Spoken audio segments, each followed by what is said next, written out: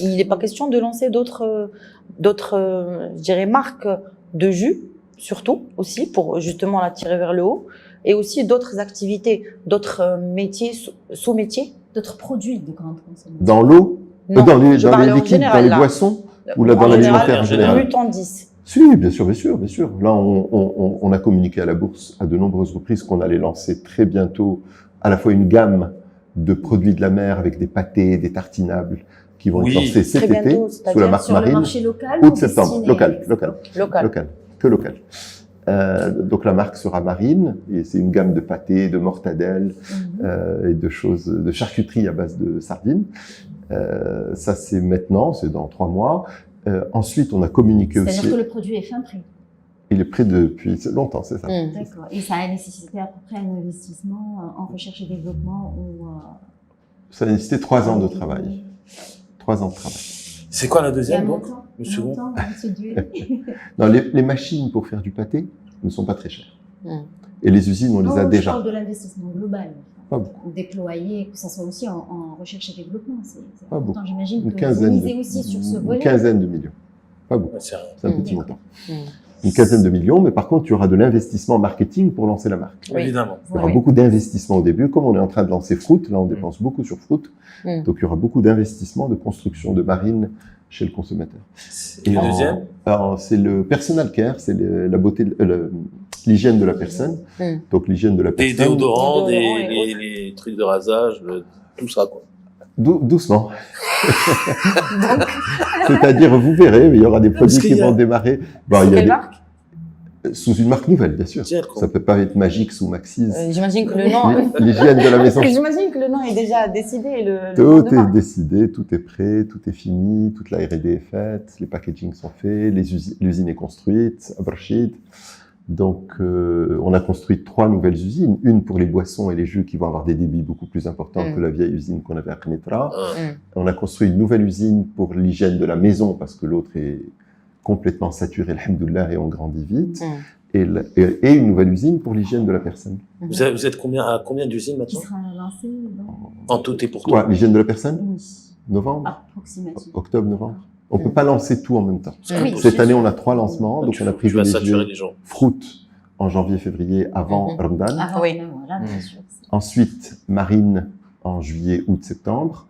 Et ensuite, à la fin de l'année, l'hygiène de la personne. Je peux vous dire que j'ai essayé les produits moi-même sur moi-même. Vous voyez que je suis... Tout se passe bien. Combien d'usines en tout on a maintenant sur Mutandis? 11. Enfin, 11 usines production, au total. Toutes catégories confondues. Toutes catégories confondues, ouais, 11 usines. Peut-être quels sont les objectifs? Oui. Les objectifs, les ambitions? C'est bien pour conclure sur les objectifs, les ambitions et Season. Donc, l'entrée sur le marché américain, on a cherché à la faire pendant longtemps, 2016, 17, 18, 19. On cherchait comment pouvoir entrer sur le marché. C'est difficile d'ouvrir les portes de Walmart, Costco, des supermarchés, des supermarchés. Ouais. Très compliqué. C'est difficile d'ouvrir la porte des hyper et des super. Donc, finalement, la chance et les hasards de la vie nous ont montré une entreprise qui était en vente pendant le Covid. Et on l'a acheté pendant le Covid. À un moment, on n'avait pas le droit de voyager. Donc, on a acheté l'entreprise sans voyager, sans la voir. Et cette entreprise-là, elle avait déjà des contrats avec les Walmart, les Costco et les chaînes de supermarchés. Ça a permis de déverrouiller. Voilà. D'un coup, on est rentré avec une jolie marque qui a 100 ans d'existence, qui s'appelle Season, qui date de 1921. Que le consommateur américain connaît. Voilà. Et cette marque-là va nous permettre, Inch'Allah, d'emmener avec nous, c'est mon espoir, d'autres industriels. Évidemment. Non seulement d'élargir la gamme de Season, mais aussi d'emmener d'autres industriels dans des produits autres que la conserve de poisson. Donc on est en train de faire des études de marché pour savoir ce qu'on peut ajouter à la conserve de poisson.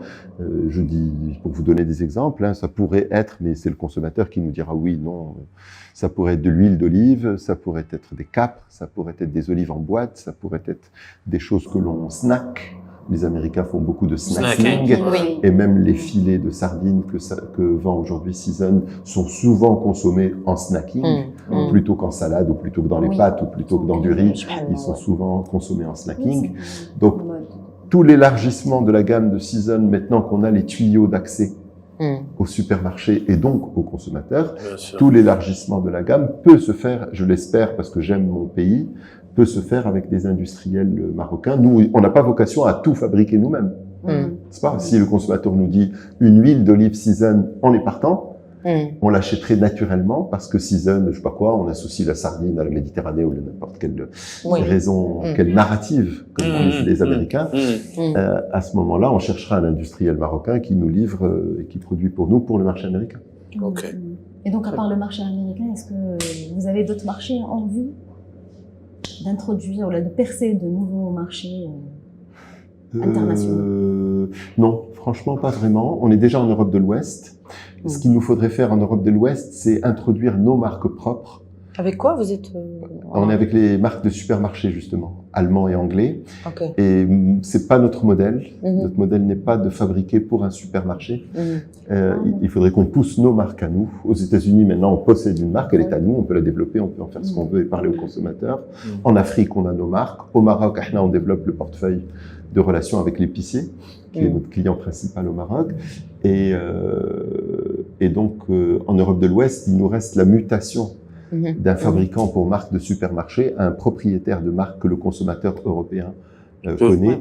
Donc ça, c'est un challenge stratégique, mais chouïa, qui prendra quelques années. Qui se fera en douce. Inch'Allah.